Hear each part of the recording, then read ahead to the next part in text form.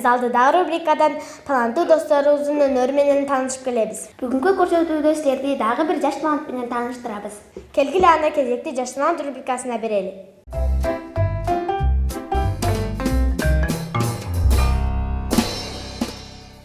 Көрсөтүүбүздүн бүгүнкү каарманы Гүлайым Абдуллаева болмокчу. Анда каарманыбыз менен жакындан таанышалы. Саламатсызбы? Алгач өзүңүз жөнүндө айтып берсеңиз. Саламатсыңарбы? Мен Абдуллаева Гүлайым, Баткен шаарындагы Кызыл Жол кварталында жашаймын. Комузда качантан бери электинесиз? Комузду черткениме быйыл 5-нчи жыл болду. Комуз чертип калууңузга ким себепкер болду? Комуз чертүүмдүн бул мен өзүм биринчи кызыккан элем. Башында үйдөгү апама атама айтсам, алар каршы болушкан. Мен аларга комуз чертип, кийин аларга айтсам, анан музыкалдык мектепке алып келипти мени. Анда бизге бир чыгармаңызды аткарып берсеңиз. Макул, мен азыр Атай Огунбаевдин Актамак Көктамак чыгармасын аткарып берейин.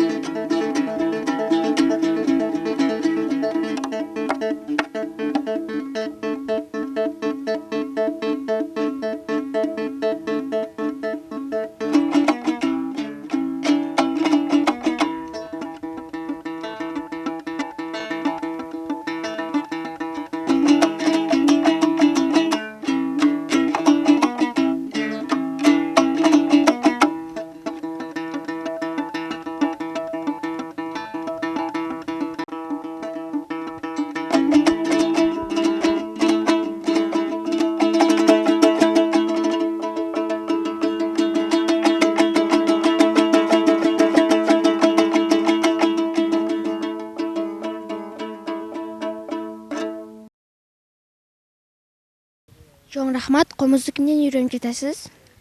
Азыркы учурда менин мугалимим Саадат Калыкова эжеке. Комуздун коштоосун дардай аласызбы? Бизге ырдап берсеңиз. Жок, мен андан көрө силерге Болуш Мадазимовдун Эргим аттуу чыгармасын чертип берейин. Макул.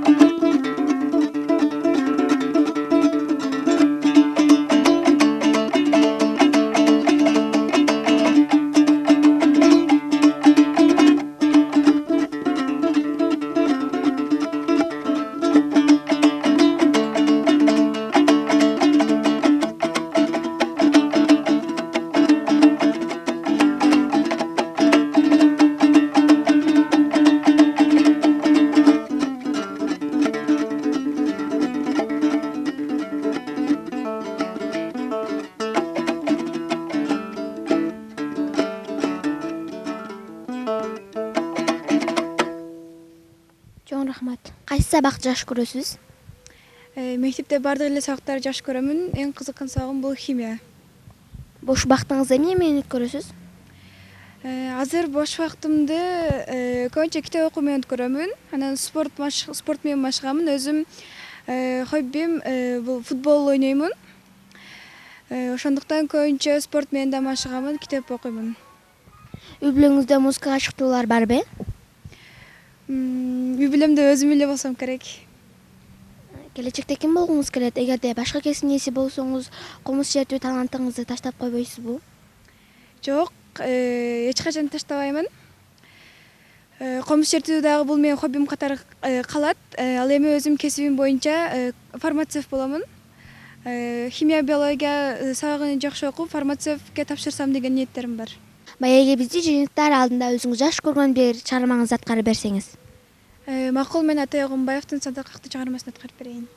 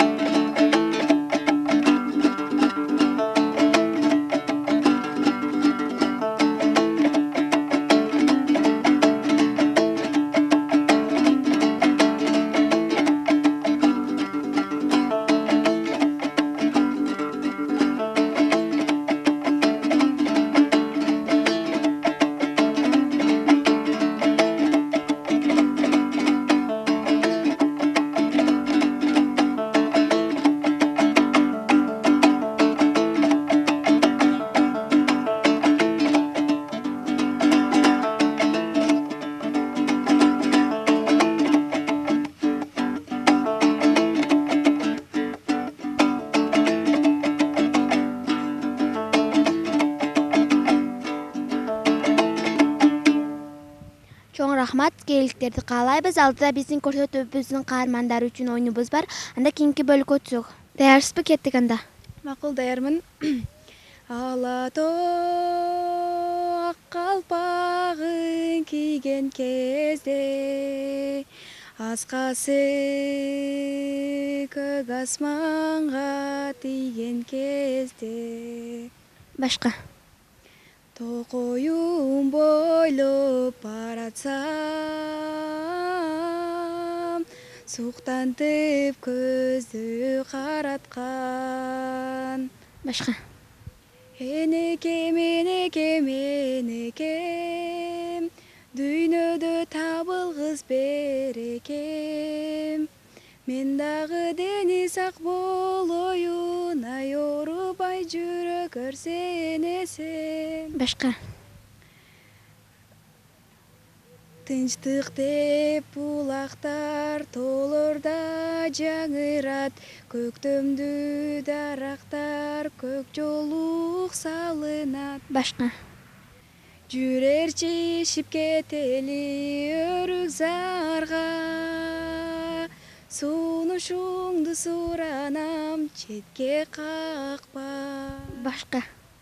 Энекем, энекем, дайым болгон сенесен, энекем, энекем жүрө бер. Чоң рахмат, сиз биздин оюндун жеңүүчүсү болдуңуз. Биздин көрсөтүүбүздүн демөөрчүсү Келкелдикөнү атынан бул сонун китепти сизге белекке беребиз. Биздин көрсөтүүбүздүн демөөрчүсү Келкел дүкөнү каалаган окуу куралын тапсаңыз болот. Урматтуу Баткен шаарынын тургундары, шаарыбыздын дал ортосунда жайгашкан Келкел дүкөнүнө чакырабыз. Келкел канцелярлык дүкөнүнөн каалаган кеңсе буюмдарын, окуу куралдарын, окуу китептерин түрлөрүн таба аласыз. Дареги, Баткен шаары, Нургазиев көчөсү 27. Болжол Газпром май коюучу жайынын бет маңдайы. Достор, Гүлайым эжеге чыгармачылык ийгилик, өнөрүңүзгө береке, өнөрүңүз өркүндөй берсин.